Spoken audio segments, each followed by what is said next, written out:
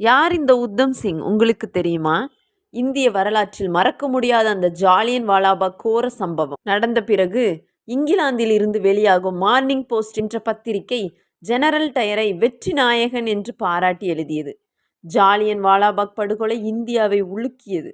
அந்த பாதகச் செயலுக்கு காரணமாக விளங்கிய பஞ்சாப் கவர்னர் மிக்கேல் ஓ டயர் மற்றும் ஜெனரல் டயர் ஆகியோரை பழி வாங்குவேன் என்று உத்தம் சிங் என்ற பஞ்சாப் இளைஞன் சபதம் செய்தார். சொன்னபடியே சரியாக 21 ஆண்டுகள் காத்திருந்து இங்கிலாந்தில் எச்சில் தட்டு கழுவி கூலி வேலை செய்து கிடைத்த பணத்தில் துப்பாக்கி வாங்கி 1940ஆம் ஆண்டு மார்ச் 13ஆம் தேதி கவர்னர் ஓ டயரை சுட்டுத் தள்ளினார் உத்தம் சிங். உத்தம் சிங்கின் செயல் இந்திய மக்களிடையே பெரும் மகிழ்ச்சியை ஏற்படுத்தி இதை பைத்தியக்காரத்தனமான செயல் என்று கூறி காந்தி அறிக்கை வெளியிட்டார். உத்தம் சிங்கின் செயலை பாராட்டி கடிதம் எழுதினார் நேதாஜி சுபாஷ் சந்திரபோஸ். அந்த கொலை வழக்கில் உத்தம் சிங்குக்கு தூக்கு தண்டனை விதித்தது இங்கிலாந்து நீதிமன்றம். தூக்கில் போட்டவுடன் இங்கிலாந்து மண்ணிலேயே என்னை புதைத்து விடுங்கள். இத்தனை ஆண்டுகள் இந்திய மண்ணை இங்கிலாந்து ஆண்டது போல் இங்கிலாந்தின் 6 அடி மண்ணை ஓர் இந்தியன் அபகரித்து கொண்டான் என்பது ஒரு மாறாத அவமானமாக உங்களுக்கு அமையற்றும் என்று முழங்கினான் உத்தம் சிங். பஞ்சாப் மாநிலம் அவரது எலும்பு கூடுகளையாவது இந்தியாவிற்கு எடுத்து வர வேண்டும் என்று கோரிக்கை வைத்தது. 35 ஆண்டுகளுக்கு பின்னர்